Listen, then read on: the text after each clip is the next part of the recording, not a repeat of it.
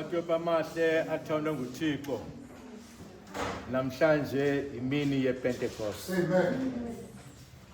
Ilizwi enzalibeka namhlanje ndifuna isihloko sithi shift from your level and go to the next level, which is the upper room. Amen. Apha imini yePentecost zinsuku ezi-50 emveni ba uYesu evukile.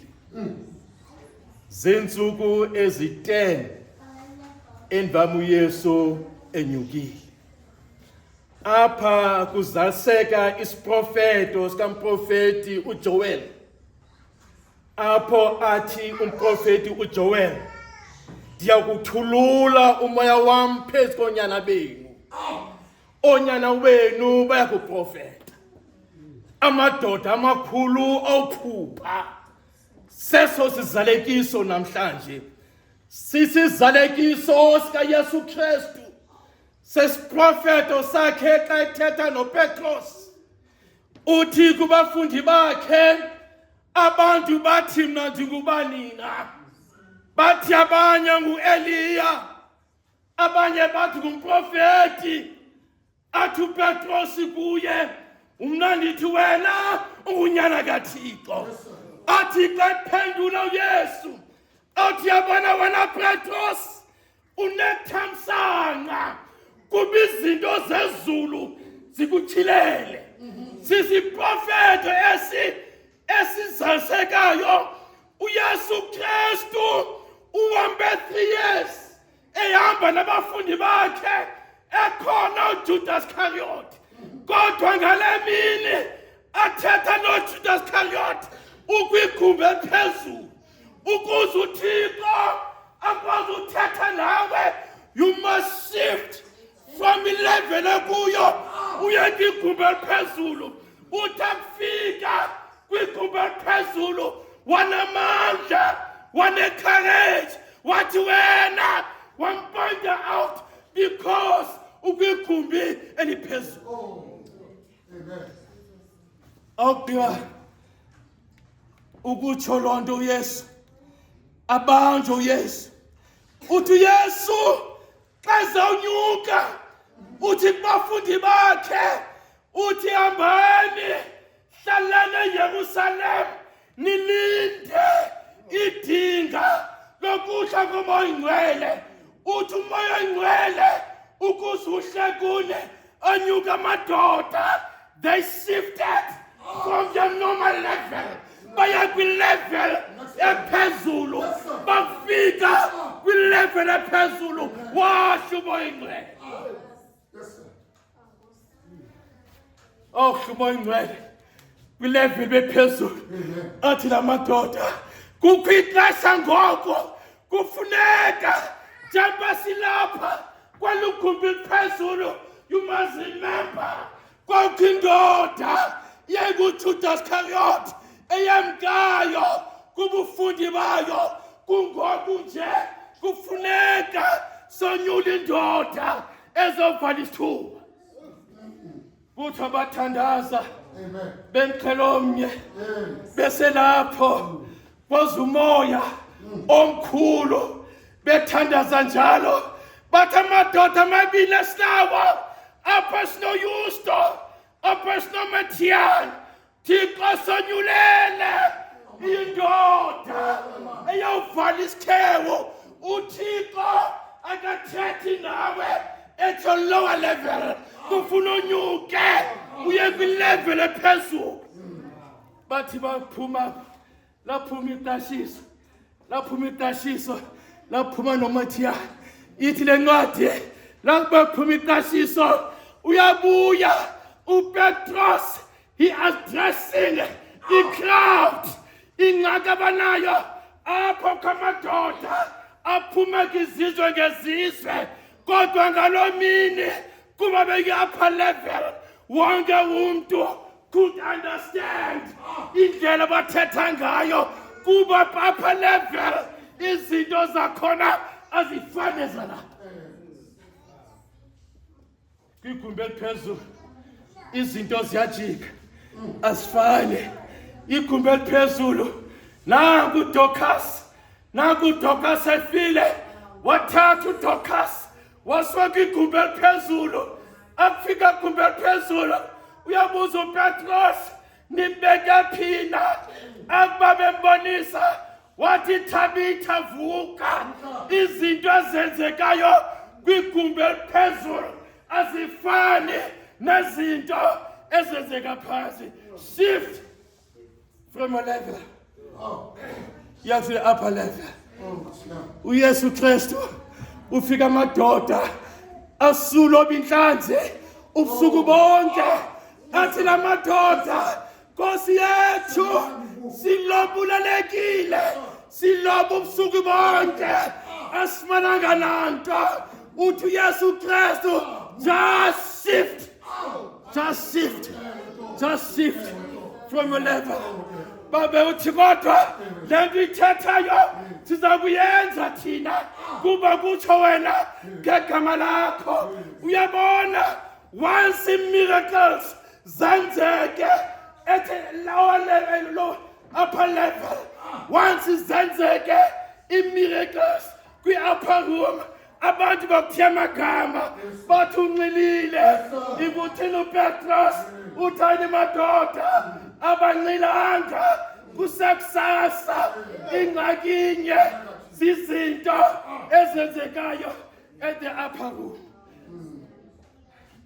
Bafika lo xesha mandukuphiyeza uyabona phaa kudala ePhilippolis sasithetha sithi kukho amathopshayela. Kufuneka xa kwi-upper level ube litopshayela. Athi umntu sethetha nawe uthi no wena you're not my level. Umnandi uthi yabona wena i-level esikuzo asifani. Wena you're still at the lower level. Uyabona nangoku I'm at the upper room. Apho uThixo athetha nawo. Phuma kubantu ohlala nabo wakufika kwi-upper room. Izinto zakho ziyatshintsha. Awukwazi bantu kuyizolo wakufika i-upper room. Izathu sokuba izinto zakho zihambi kakuhle is because usangqusha phaya. Xa kuthi ubani uthi na uyafakaza. Xa uthi icawa ithi na uyafakaza. Uyalibala ukuba icawa ayicabani, icawa kaThixo. Yaloo nto Yesu athi kuPetros, wabona yena Petros, ibandla lam ndizalakhela phezu kwakho. Not phezu koluphuwana, not phezu koselane, not phezu kongobeni, not phezu komagwa, not phezu komkhashane. Ibandla likaThixo lakhiwe phezu koPetros.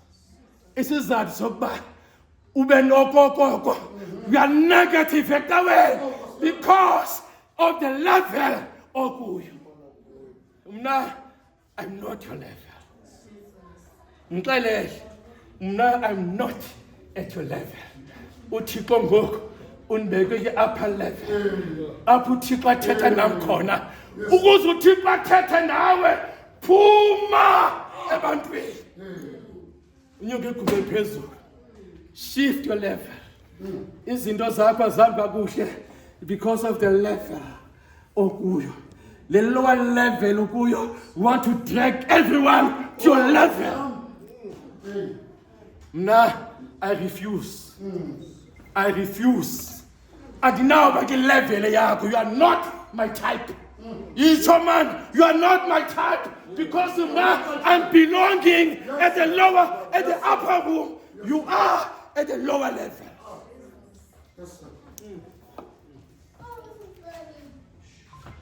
Sifikile namhlanje iPentecost. Hopefully ilizwi likaThixo alizuhamba nje lingasebenzanga. Xa ukhi upper room abantu bathetha izinto ngawo because there are miracles ezenzekayo phaya. Ukhi upper room abantu bathi unxilile. Awunxilanga is because lendi lapha kuwe abayiva phume ebantwini elowo nalowo elowo nalowo elowo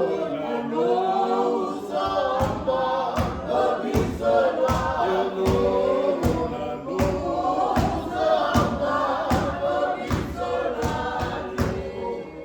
umoya oyingcwele uthi yakuhla phakathi kwabo. Into yokuqala baye bamangalisayo abantu, the crowd, ithi apha singamayuda, we are coming from different nations, kodwa sasingavani, sasingabeva abantu xa bathethayo.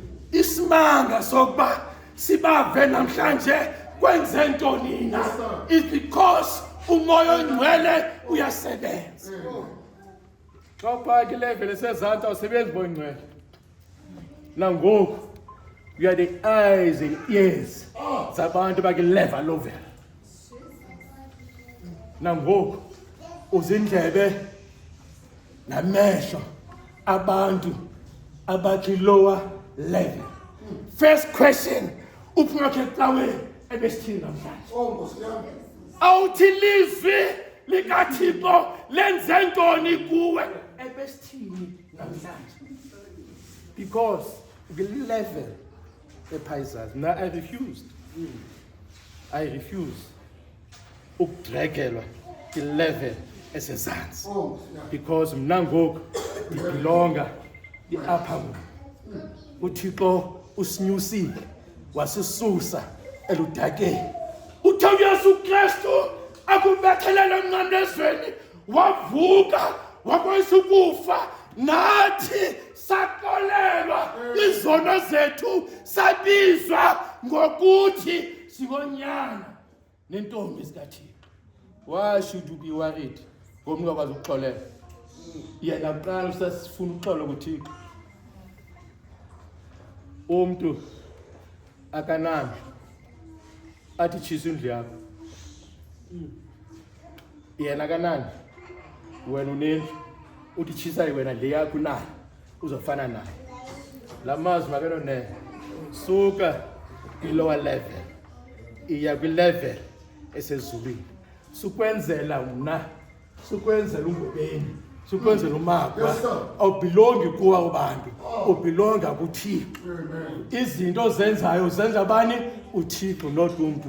Yanga la mazwi ngahlala phakathi kwethu ngoku naphakade. Amen.